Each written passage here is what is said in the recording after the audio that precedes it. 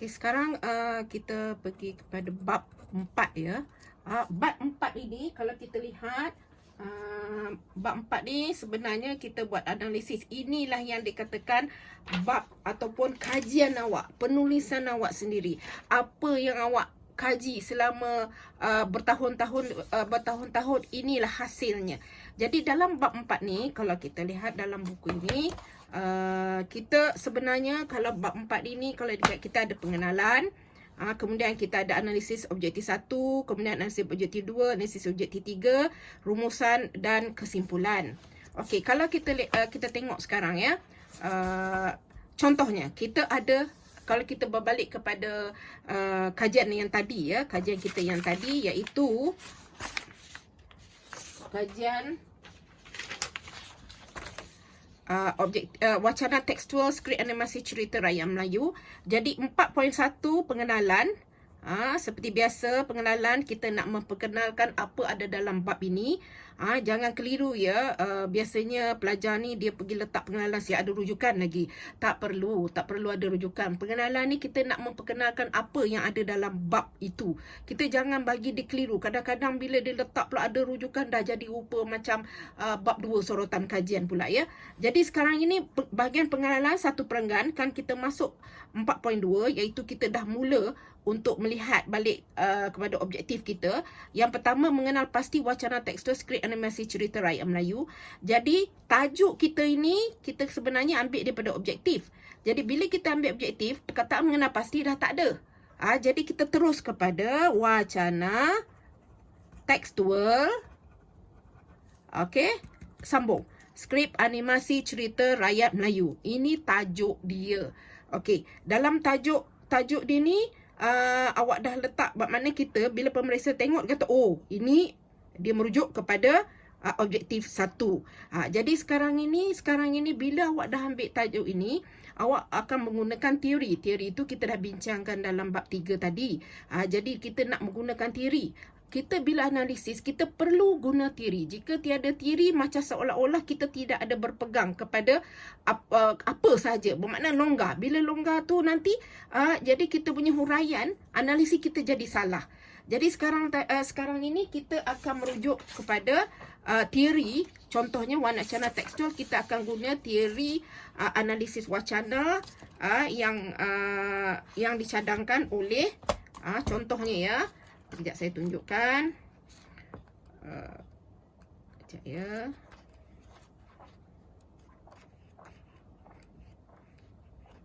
Okey. Contohnya kita ambil teori analisis wacana Normaliza Abdul Rahim 2019 ya. Jadi sekarang teori analisis wacana Normaliza Abdul Rahim 2019. Jadi teori analisis wacana normaliza ni terbagi kepada 3 elemen.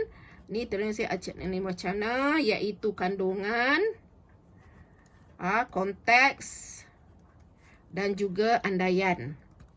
Okey, kandungan ini kita ada tema, yang ini kita ada tata bahasa. Kemudian kita ada latar, kita ada emosi. Kemudian di sini kita ada pendapat, perujukan dan juga persoalan. Okey. Oleh kerana data yang kita nak analisis dalam bab 4 ni, kita nak menggunakan teori analisis wacana. Jadi kita kena tulis beginilah. Setelah kita tulis tajuk ini, kita terus pergi ke 4.2.1 iaitu kandungan. Kita kena tulis ya, apakah elemen dia terus dekat dalam ni. Hal ini kerana pemeriksa bila dia tengok, oh kajian ini memang merujuk kepada teori. Jadi itu yang betul. Jadi kandungan. Dalam kandungan itu maknanya sekarang awak buat keputusan bahawa setiap elemen ni awak kena sediakan 5 bukti. Ya, 5 bukti. Jadi bukti itu kita dah dapat daripada skrip tadi. Okey, dari skrip tu tadi. Jadi kandungan apa. Kemudian daripada kandungan daripada skrip, awak dah ada data yang awak dapat tu tadi ya.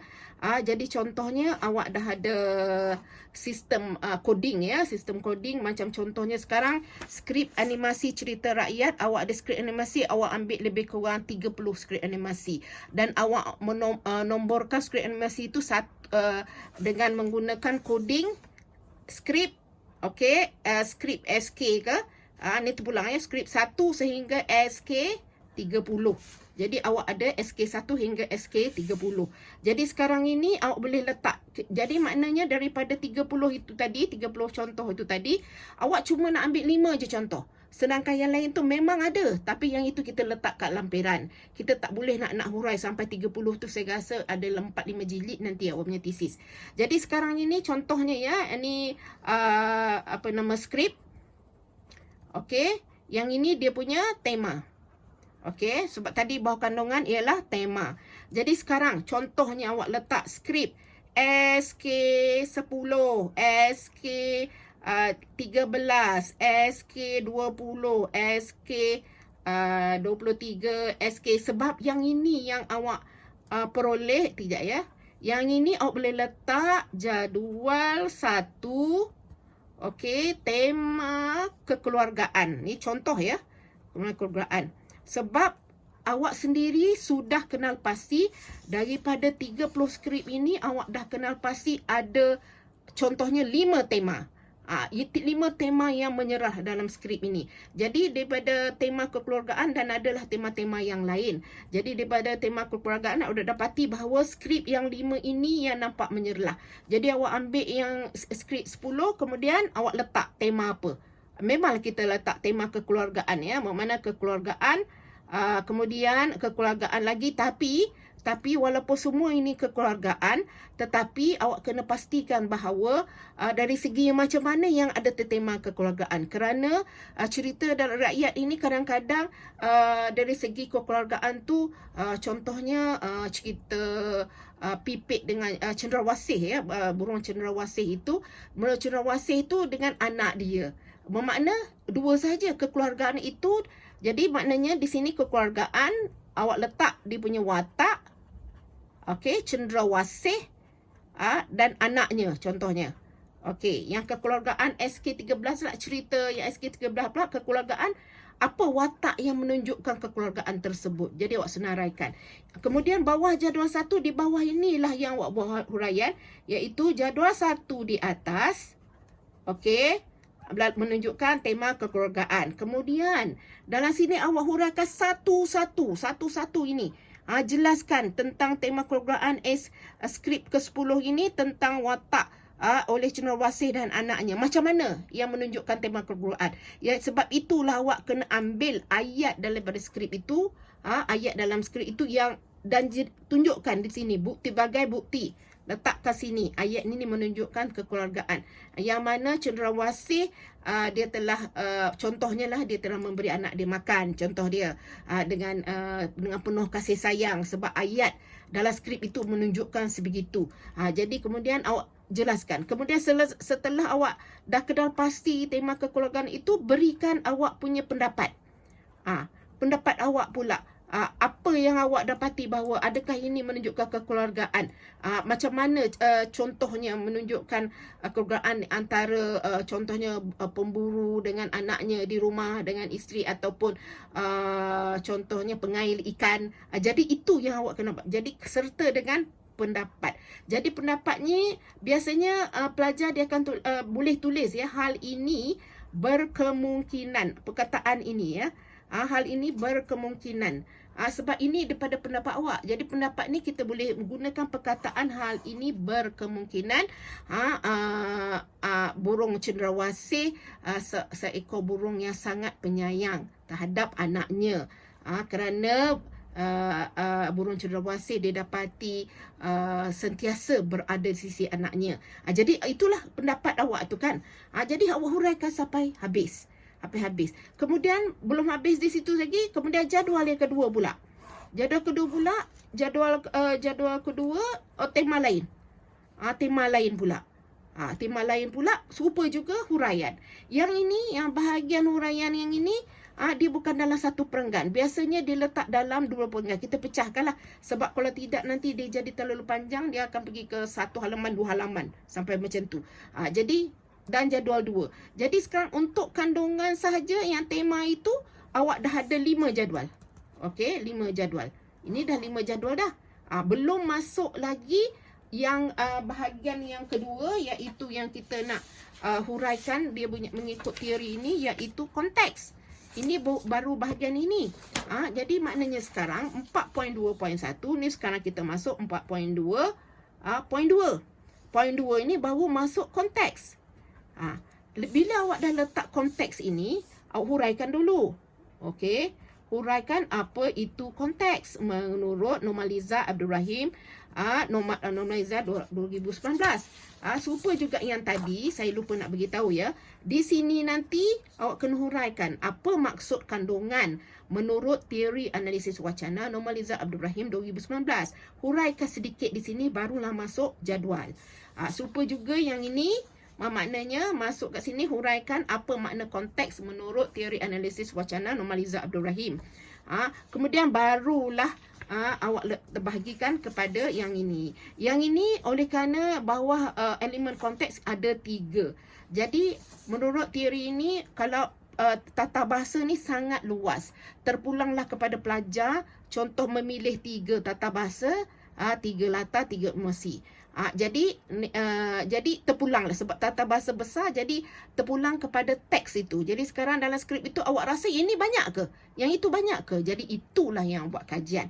Kalau macam latar ini terbahagi latar masa, latar tempat dan latar masyarakat. Emosi, positif, negatif. Jadi yang ini awak terus boleh bahagikan. Yang ini ada banyak. Jadi maknanya awak kena pastikan sistem penomboran dia biar betul. Jadi sekarang ini konteks, kita dah hasil apa itu konteks. Jadi 4.2.2.1 kita masuk tata bahasa. Dalam tata bahasa huraikan dulu apa itu tata bahasa. Jadi menurut siapa tahun berapa tata bahasa ni, tapi kajian ini berfokus kepada 3 sahaja. Jadi apa dia? Jadi yang ini memang banyaklah. Kalau tak ada sistem penomoran, nanti kita akan keliru.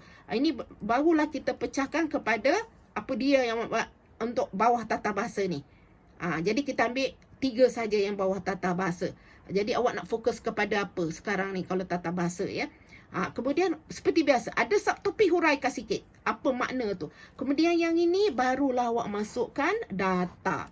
Ingat ya, dah masukkan data tu. Ingat ya, data semua jadual dalam tesis perlu ada garisan yang melintang sahaja. Yang menegak tidak perlu ada. Jadi letak kat sini jadual hurai. Jadi jadual ni nombor ni sambung pada tadi. Tadi jadual dah sampai 5. Ni sekarang 6. Jadi untuk tata bahasa ni, oleh kerana awak kena ambil 3. Jadi awak boleh, ni 3 ni. Tata bahasa ni subtopik dia ada 3. Jadi awak boleh sediakan 3 jadual. 3 jadual untuk tata bahasa.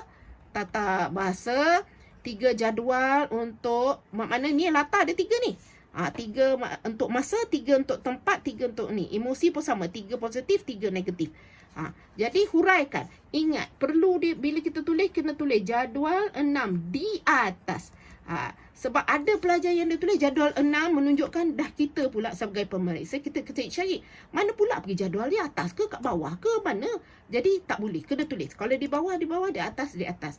Dan huraian. Sebab itulah bab 4 sistem penomboran ini penting kerana kita nak tahu sebab ia adalah subtopik atau sub-subtopik. Macam ni kan. Kita subtopik ini. Ini anak kepada ini jadi sub-subtopik. Macam ni. Jadi anak dia sub-subtopik. Jadi anak kepada ni jadi sub-subtopik. Jadi bila ada nombor, kita dah tahu tu, oh ini sebenarnya bawah kategori yang ini bawah kategori ini ya. Ini contoh huraian. Jadi kalau contoh ni sekarang, yang lain tu sama.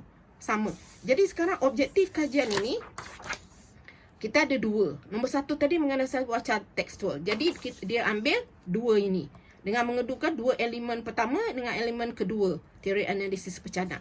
Kemudian objektif 3 menggunakan teori elemen ketiga daripada analisis wacana, iaitu andaian.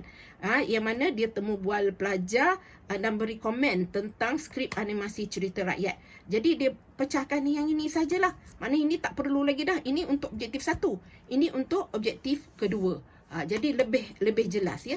Jadi sekarang ini kalau kita lihat, habis je dia tadi kandungan dah siap.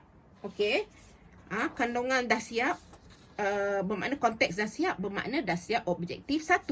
Jadi setelah itu bermakna awak kena letak dia punya rumusan.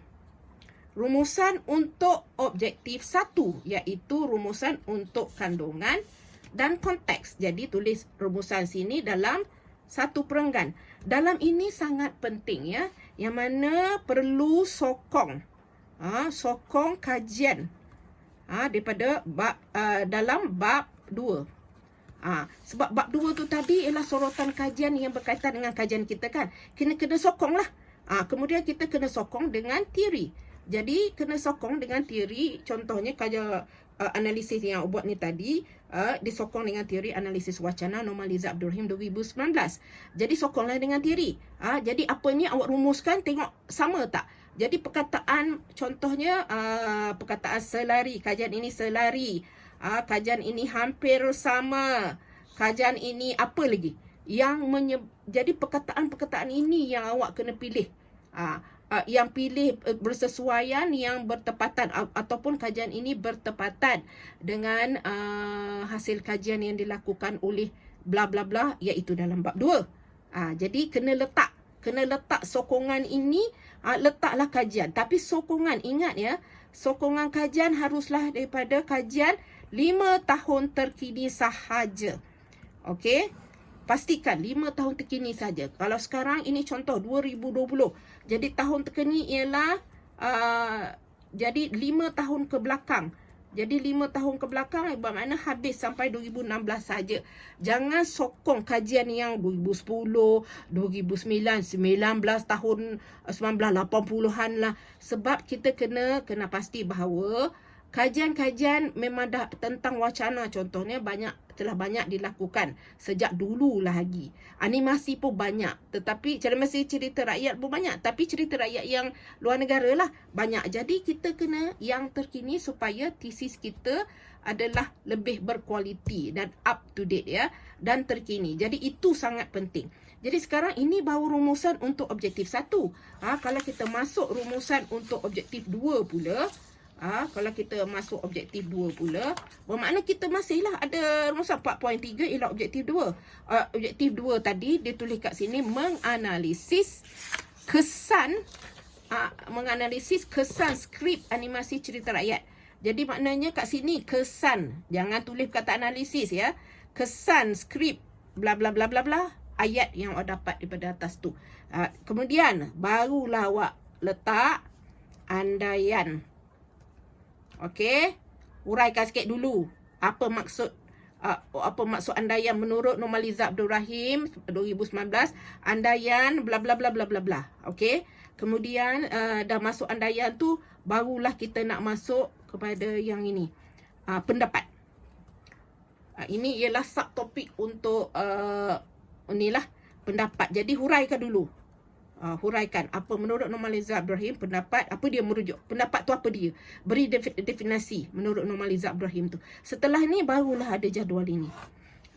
Jadual ini. Jadi setiap-tiap satu tu awak boleh bagi dia punya bukti daripada perbualan kanak-kanak itu tadi. Di sini juga awak kena pakai sistem coding ya, coding bahasa ya. Ini bukan sistem coding computer science ya. Tadi kita dah ada coding untuk skrip. Sekarang kita kena ambil coding untuk sampel. Sampel kajian, iaitu sebab kita dah nak temu bual pelajar sekolah rendah. Sekolah rendah contohnya kita ambil 30 orang. Adakah kita nak tulis S1 sehingga S30? Jadi ini yang awak kena letak kat dalam analisis bab 3. Macam mana yang sistem coding awak ni. Jadi yang ini awak buat keputusan sendiri. Ini cuma cadangan. Jadi awak letaklah di sini. S1 ke S, daripada apa yang awak dapati. Jadi semua data-data peroleh ni memang kita kena letak dekat belakang kat lampiran. Namun yang kita letak kat sini cuma yang berkaitan saja, sebab ada yang ayat yang tidak menunjukkan pendapat. Ada ayat yang tidak menunjukkan perujukan, ada ayat tidak menunjukkan persoalan, iaitu bertitik tolak daripada teori analisis wacana anomali Zat Ibrahim 2019. Jadi awak pilih mana yang sesuai sahaja. Jadi di akhirnya juga jangan lupa kita akan letak rumusan. Nombor tu 4.3 berapa agaknya ya?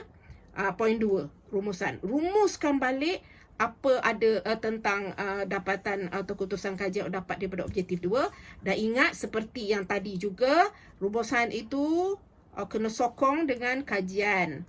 Kajian 5 tahun kebelakangan sahaja. Kemudian sokong dengan teori. Okey, mesti ada. Bermakna di sini yang kita akan sokong. Daripada keputusan kajian ini kita akan sokong. Kemudian ini akhirnya ialah 4.4 barulah kesimpulan.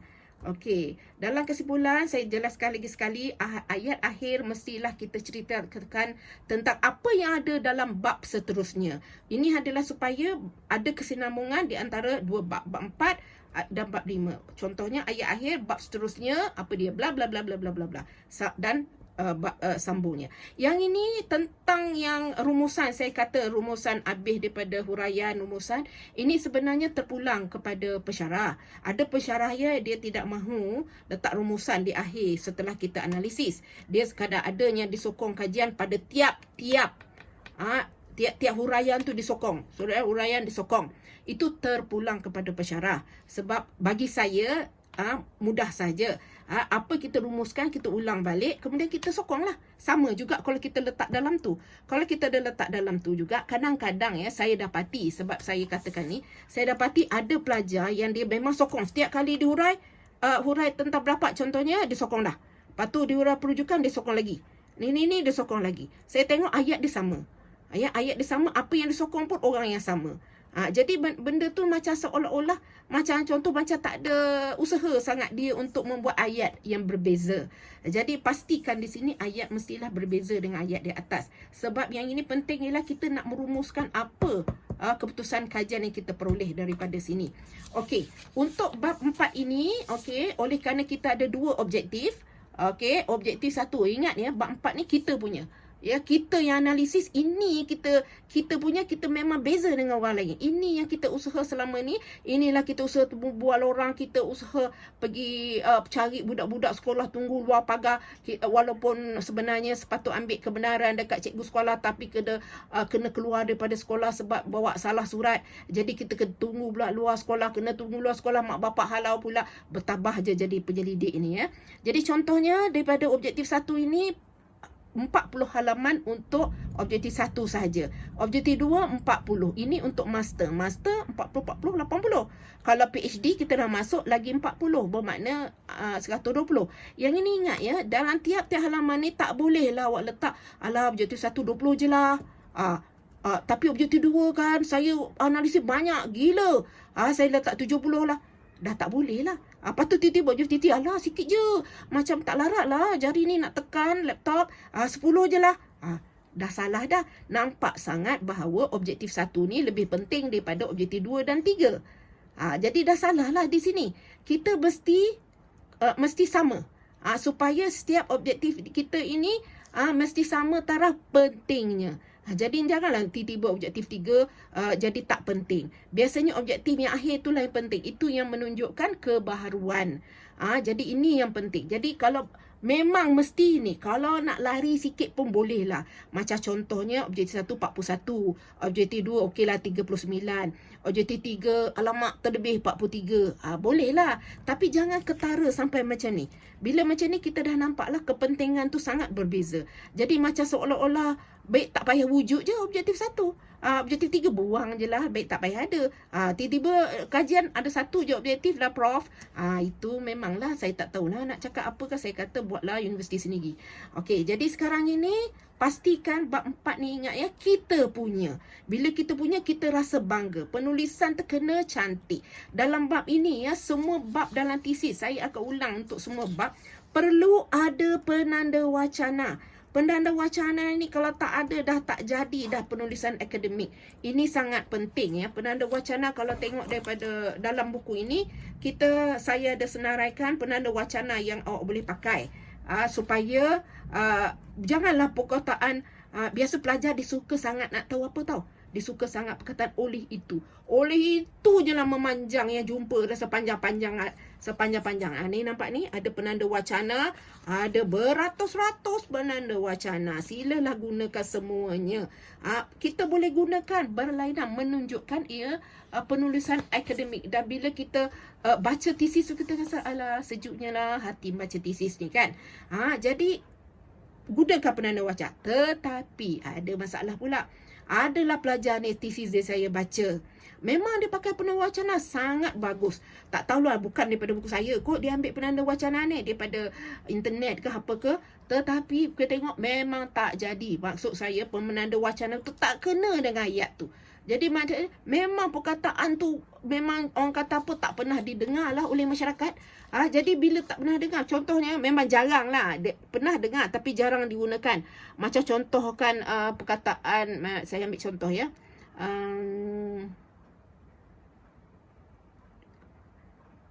Namun demikian, suatu hakikat yang tidak boleh dikesampingkan ialah bla bla bla bla. Tapi itu penanda wacana tu untuk ayat pertama okey lah tu. Cantik dah tu. Tiba-tiba ayat yang seterus tu jadi tak betul dah. Apa benda lah yang dibuat dengan tak kena dengan pemilihan penanda wacana itu. Maka adalah wajar untuk pelajar menggunakan penanda wacana yang betul dan pelbagaikan. Jangan guna perkataan oleh itu daripada halaman 1 sampai halaman akhir. Ini penanda wacana saya akan ulang untuk semua bab juga ya. Dalam video ni saya akan ulang semua sekali supaya jadi peringatan kepada pelajar ya. Okey, jadi saya rasa bab 4 ni dah okey. Jadi jika saya dah terangkan dengan jelas dan juga penggunaan jadual-jadual ini juga ni. Jadi ingat ya, jadual ni jangan ya, kalau boleh lah. Ada pelajar dia suka buat macam ni tahu. Jadual ini oleh kerana bab 4 dia buat jadual 4.1. Jadual 4.2, jadual 4.3. Boleh, tak ada masalah. Itu terpulang kepada pelajar dan juga terpulang kepada persetujuan pensyarah. Jadi itu pelbagai. Tetapi pastikan bahawa macam ni. Bila kita buat macam tu, memang pensyarah bersetuju, awak punya penyelia, awak pun rasa macam cantiknya letak 8.1, tetapi pemeriksa yang lihat atau baca tesis awak ada orang yang berbeza. Itu yang kata sekolah yang berlainan, school of thought. Jadi bila school of thought tu berbeza, bermakna mungkin saya punya pemikiran, cara saya adalah begini. Cara pensyarah tu begini. Cara pelajar lagilah bukan saja begini, begitu dan sebagainya. Sebab pelajar ni kan dia macam kreatif sikit kan. Jadi terpulang. Yang penting ialah kita bila buat, kita nak pastikan bahawa mudah untuk pemeriksa tu baca dan mudah untuk pemeriksa itu faham apa benda yang kita nak cakapkan. Kita jangan bagi dia susah. Kalau dia susah nanti kita kena buat tesis ni lagi sekali. Alamatlah kita bergraduat lagi 5 tahun akan datang ya.